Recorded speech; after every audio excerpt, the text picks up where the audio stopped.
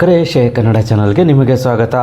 ಪದವಿ PUC ಆದಂತಹ ಅಭ್ಯರ್ಥಿಗಳಿಂದ ಕರ್ನಾಟಕ ಪರೀಕ್ಷಾ ಪ್ರಾಧಿಕಾರ ಉಳಿಕೆ ಮೂಲ ವೃಂದದಲ್ಲಿ ಖಾಲಿ ಇರುವಂತಹ FDA STA ನೇರ ನೇಮಕಾತಿ ಹುದ್ದೆಗಳಿಗೆ ಅರ್ಜಿಗಳನ್ನು ಆಹ್ವಾನಿಸಲಾಗಿದೆ.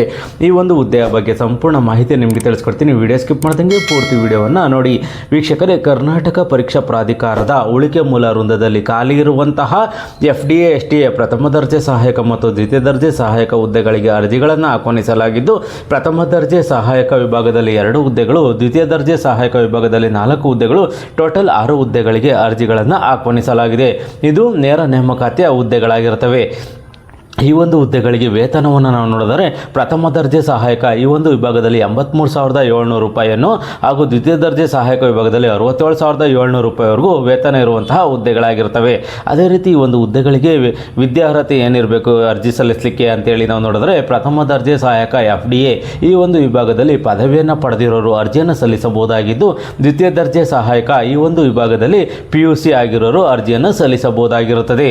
ಮತ್ತು ಈ ಒಂದು ಹುದ್ದೆಗಳಿಗೆ ಸಂಬಂಧಪಟ್ಟಂತೆ ನಿಮಗೆ ಅರ್ಜಿ ಸಲ್ಲಿಸಲಿಕ್ಕೆ ವಯೋಮಿತಿ ಏನಿರಬೇಕು ಅಂತ ಹೇಳಿ ನಾವು ನೋಡಿದ್ರೆ, ಸಾಮಾನ್ಯ ಅರ್ಹತೆ ಅಭ್ಯರ್ಥಿಗಳು ಯಾರಿರ್ತಾರೆ ಅವರು 40 ವರ್ಷದೊಳಗಡೆ ಇರೋರು ಅರ್ಜಿಯನ್ನು ಸಲ್ಲಿಸಬಹುದಾಗಿದ್ದು, ಪ್ರವರ್ಗ 2A 2B 3A 3B ಸೇರಿದ ಅಭ್ಯರ್ಥಿಗಳು 43 ವರ್ಷದೊಳಗಡೆ ಇರೋರು ಅರ್ಜಿಯನ್ನು ಸಲ್ಲಿಸಬಹುದಾಗಿರುತ್ತದೆ.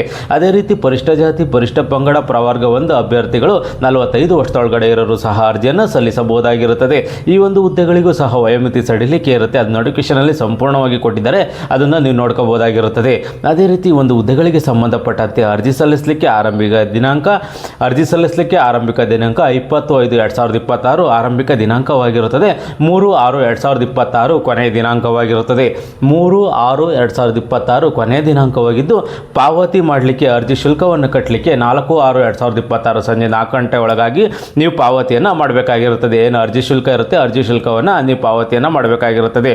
ಅರ್ಜಿ ಶುಲ್ಕ ಏನೇನಿರುತ್ತೆ ಅಂತೇಳಿ ನಾವು ನೋಡಿದ್ರೆ, ಸಾಮಾನ್ಯ ಅರ್ಹತೆ ಅಭ್ಯರ್ಥಿಗಳು ಪ್ರವರ್ಗ 2A 2B 3Aಗೆ ಸೇರಿದ ಅಭ್ಯರ್ಥಿಗಳಿಗೆ 750 ರೂಪಾಯಿಗಳ ಅರ್ಜಿ ಶುಲ್ಕವನ್ನು, ಪರಿಷ್ಠ ಜಾತಿ ಪರಿಷ್ಠ ಪಂಗಡ ಪ್ರವರ್ಗ 1 ಮಾಜಿ ಸೈನಿಕ ತೃತೀಯ ಲಿಂಗದ ಅಭ್ಯರ್ಥಿಗಳಿಗೆ 500 ರೂಪಾಯಿಗಳ ಅರ್ಜಿ ಶುಲ್ಕವನ್ನು, ವಿಕಲಚೇತನ ಅಭ್ಯರ್ಥಿಗಳಿಗೆ 250 ರೂಪಾಯಿಗಳ ಅರ್ಜಿ ಶುಲ್ಕವನ್ನು ನಿಗದಿಪಡಿಸಿದ್ದಾರೆ. ಇದು ಆನ್ಲೈನ್ ಮುಖಾಂತರನೇ ಪೇಮೆಂಟನ್ನು ಮಾಡಬೇಕಾಗಿರುತ್ತದೆ. ಮತ್ತು ಈ ಒಂದು ಹುದ್ದೆಗಳಿಗೆ ಸಂಬಂಧಪಟ್ಟಂಥ ನಿಮಗೆ ಹೆಚ್ಚಿನ ಮಾಹಿತಿ ಬೇಕು ಅಂತಂದರೆ, ಅಧಿಕೃತ ವೆಬ್ಸೈಟ್ ಆದ CET-online.karnataka.gov.in/KEA ಈ ಒಂದು ವೆಬ್ಸೈಟ್ಗೆ ಹೋಗಿ ಹೆಚ್ಚಿನ ಮಾಹಿತಿಯನ್ನು ನೀವು ಪಡ್ಕೋಬೋದಾಗಿರುತ್ತದೆ. ಯಾರು PUC ಪದವಿ ಪಡೆದಿರೋಂಥ ಅಭ್ಯರ್ಥಿಗಳಿಗೆ ಇದೊಂದು ಸುವರ್ಣಾವಕಾಶ. ಬಹು ದಿನಗಳ ನಂತರ ನೇರ ನೇಮಕಾತಿ ಹುದ್ದೆಗಳಿಗೆ ಅಧಿಸೂಚನೆಗಳನ್ನು ಹೊರಡಿಸುತ್ತಿದ್ದಾರೆ.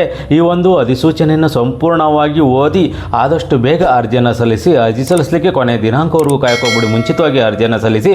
ಈ ಒಂದು ಮಾಹಿತಿ ನಿಮಗೆ ಇಷ್ಟವಾದರೆ ಸಬ್ಸ್ಕ್ರೈಬ್ ಮಾಡಿ, ಶೇರ್ ಮಾಡಿ ಮತ್ತು ಲೈಕ್ ಮಾಡಿ.